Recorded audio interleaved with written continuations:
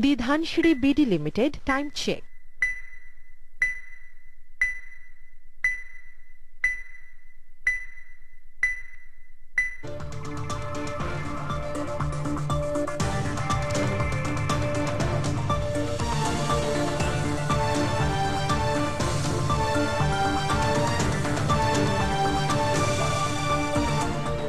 পাঁচই মের মধ্যে দাবি না মানলে সরকার পতন আন্দোলনের ঘোষণা হেফাজতের, প্রধানমন্ত্রীকে বামদের সঙ্গ ছাড়ার আহ্বান।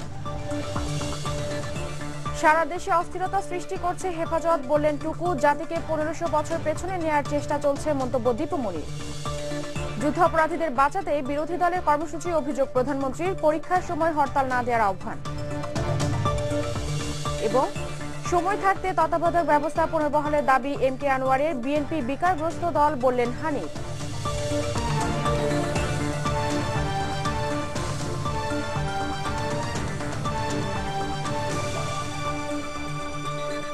আসসালামু আলাইকুম। আজ শনিবার 7ই বৈশাখ 1420, 8ই জমাদিউস সানি 1434, 20 এপ্রিল 2013।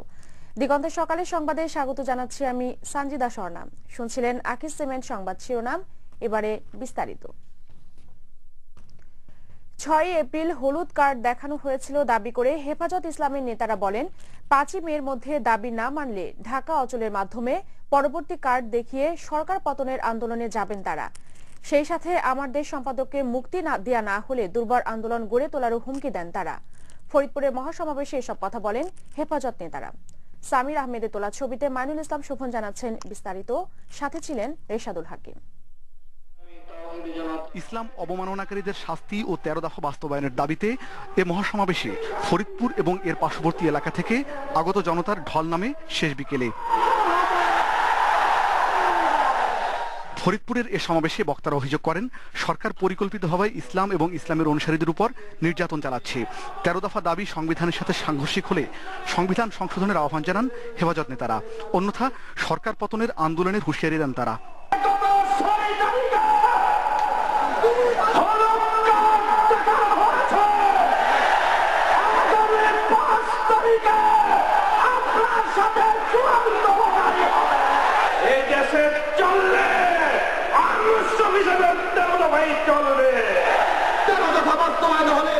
নারীরা তাদের অধিকার ফিরে পাবে, নারীরা সম্মানের আসনে ফিরে আসবে।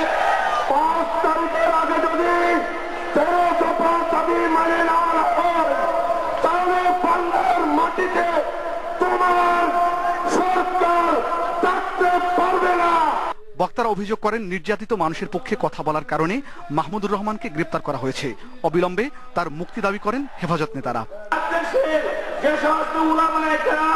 মাহমুদুর রহমান সহ সমস্ত ইসলামিক চিন্তাবিদদেরকে মুক্তি দেওয়া না হয়, তাহলে এদেশে সরকার পতনের আন্দোলন শুরু করা হবে। ইসলামের উপর আঘাত আসলে কারোর পিঠের চামড়া থাকবে না। হেফাজতে ইসলাম ফরিদপুর সভাপতি মাওলানা জহুরুল ইসলাম মহাসমাবেশে সভাপতিত্ব করেন। হেফাজতে ইসলামের ফরিদপুরের এই মহাসমাবেশ থেকে নেতারা দাবি করলেন, তাদের এই আন্দোলন কোনো রাজনৈতিক দলকে বাঁচানো কিংবা রাজনৈতিক অভিলাষে নয়, বরং বিভিন্ন গণমাধ্যম বিশেষ করে ফেসবুক কিংবা ব্লগে যারা আল্লাহ এবং রাসূলের বিরুদ্ধে কটূক্তি করছেন তাদের শাস্তির দাবিতেই এই আন্দোলন। তারা বলছেন, শান্তিপূর্ণ এবং সুশৃঙ্খলভাবে তারা তাদের 13 দফা মানতে সরকারকে বাধ্য করবেন। ফরিদপুরের পুরাতন বাস স্ট্যান্ড থেকে মাইনুল ইসলাম শোভন, দিগন্ত টেলিভিশন। 13 দফা না মানলে 5ই মের পর দেশ চালানোর ঘোষণা দিয়েছে হেফাজতে ইসলাম। অবরোধে বাধা দেয়া হলে রক্তের বন্যা বয়ে যাবে বলেও হুঁশিয়ারি দেন তারা। বামপন্থীদের সঙ্গ ছেড়ে প্রধানমন্ত্রীকে ইসলামী জনতার কাফেলায় সামিল হওয়ার আহ্বান জানান হেফাজত নেতারা। এইচ এম নাহিয়ানের রিপোর্ট। ধর্মদ্রোহীদের বিরুদ্ধে সর্বোচ্চ শাস্তির আইন প্রণয়ন সহ 13 দফা আদায়ের লক্ষ্যে মোহাম্মদপুরে এ সমাবেশের আয়োজন করে হেফাজতে ইসলাম। নগরীর বিভিন্ন এলাকা থেকে স্বতঃস্ফূর্তভাবে সমাবেশে যোগ দেয় ধর্মানুরাগী মানুষ। সরকারের নানা কর্মকাণ্ডের সমালোচনা করে হেফাজত নেতারা বলেন, যুদ্ধাপরাধ বিচারের দাবির আড়ালে সহভাগীরা ইসলাম ধ্বংসের ষড়যন্ত্রে লিপ্ত। যুদ্ধাপরাধীদের বিচারের দাবির আড়ালে মূলত এদেশ থেকে ইসলাম ও মুসলমানের নাম নিশানা মুছে দেওয়ার ষড়যন্ত্র চলছে। সংবিধান পরিবর্তন করা হবে, ততদিন পর্যন্ত আহমদ শফির নেতৃত্বে যে আন্দোলন শুরু হয়েছে এইটা ঘরে ফিরে যাবে না। আশরাফ সাহেব, আপনি সম্মানিত ব্যক্তির মতো কথা বলবেন। উলামায়ে কেরামের বিরুদ্ধে কোনো বেয়াদবি বরদাস্ত করা হবে না। 13 দফায় উল্লেখিত নারী পুরুষের মেলামেশা বিষয়ে বিভ্রান্তির জবাব দেন তারা। 13 দফার 4র্থ দফা দেশের সার্বিক উন্নয়নের জন্য নারী জাতির সার্বিক উন্নতির বিকল্প নেই। এ লক্ষ্যে তাদের নিরাপদ পরিবেশে শিক্ষা, স্বাস্থ্য, কর্মস্থল, সম্মানজনক জীবিকা এবং কর্মজীবী নারীদের জন্য ন্যায্য পারিশ্রমিকের ব্যবস্থা করতে হবে। 5 মের মধ্যে দাবি না মানলে সরকারকে বাধ্য করার কথা বলে হেফাজতে ইসলাম। 13 দফা দাবি না মানা হয় 5 মের পরে এই দেশ হেফাজতে ইসলাম চালাবে ইনশাআল্লাহ।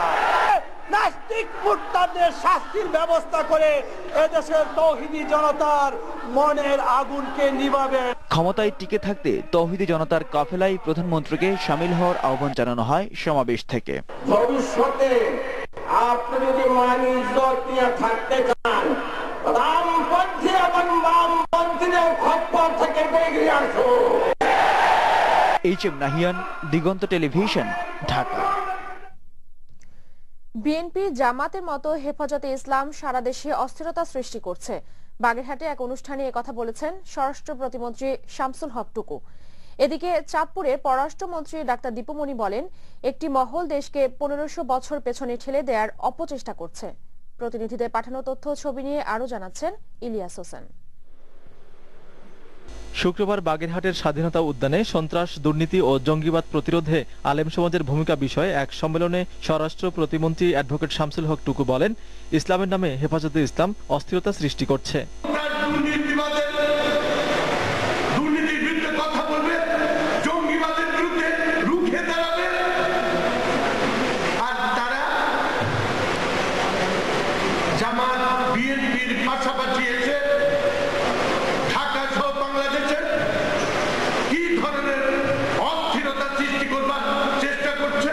নারায়ণগঞ্জ বন্দরে নৌবাহিনী পরিচালিত ডকইয়ার্ডে মংলা বন্দরের জন্য নির্মিত 2টি পন্টুন ও 6টি বয়া নির্মাণের উদ্বোধন অনুষ্ঠানে নৌ পরিবহন মন্ত্রী বলেন, বাংলাদেশকে জঙ্গিবাদী রাষ্ট্র বানানোর চক্রান্ত চলছে।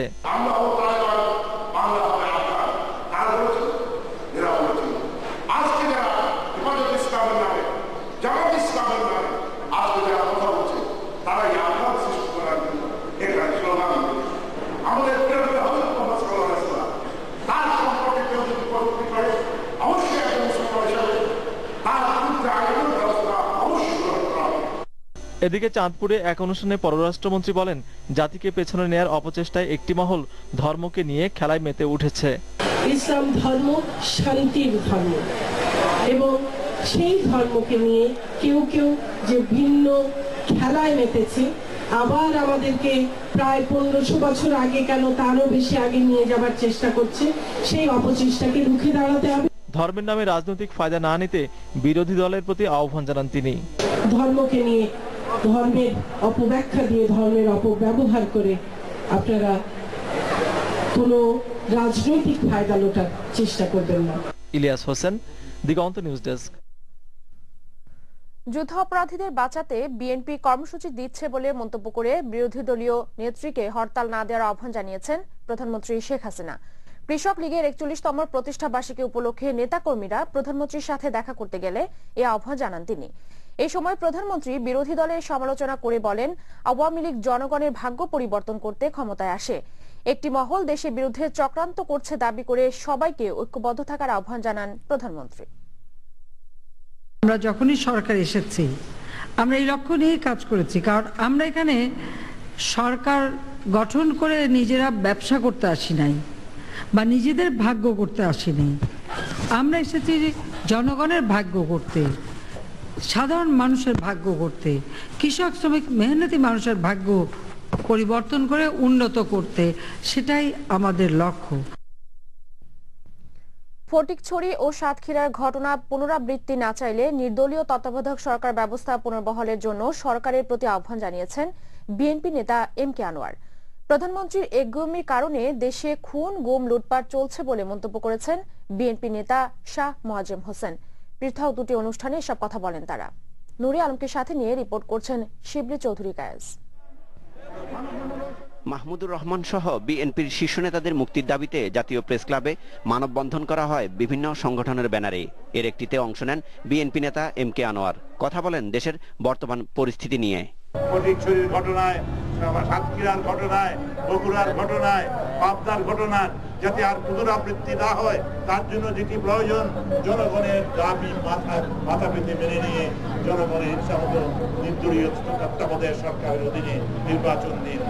দেশকে বিভক্তির দিকে ঠেলে দিয়ে ক্ষমতা চিরস্থায়ী করতে সরকার ব্যস্ত রয়েছে বলে অভিযোগ করেন ডক্টর আব্দুল মঈন খান। আমাদের কল্পিত মা বোনদের রাজনীতির ঢাল হিসাবে ব্যবহার করে তাদের ক্ষমতাকে বাংলাদেশে চিরস্থায়ী করার জন্য তারা নতুন খেলায় মেতেছে। এটা ব্যাকফায়ার করলে আজকের আওয়ামী লীগ কোথায় যাবে সেটা আপনারা এক সপ্তাহ অপেক্ষা করুন। অন্যদিকে জাতীয় প্রেস ক্লাবে এক আলোচনায় অংশ নিয়ে চলমান রাজনৈতিক সংকটের জন্য সরকারকে দায়ী করেন শাহ মোয়াজ্জেম হোসেন।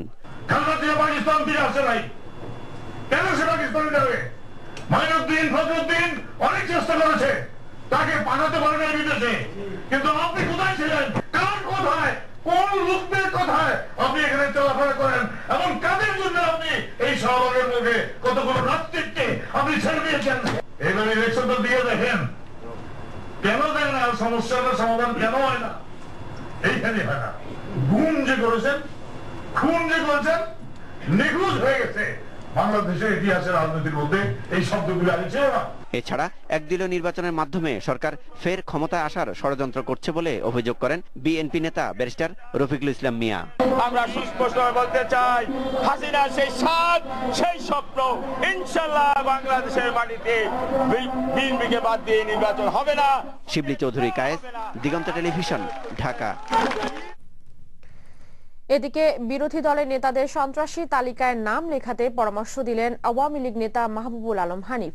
প্রয়াত রাষ্ট্রপতি জিল্লুর রহমানের স্মরণ সভায় তিনি একথা বলেন। বিএনপি এখন বিকারগ্রস্ত দল উল্লেখ করে হানিফ বলেন, নিজেদের অপকর্মের কারণেই অন্তর্বর্তীকালীন সরকারের অধীনে নির্বাচন করতে চায় না তারা। সমাবেশ থেকে বিএনপির নেতৃবৃন্দ তারা খুব গর্ব হয় ঘোষণা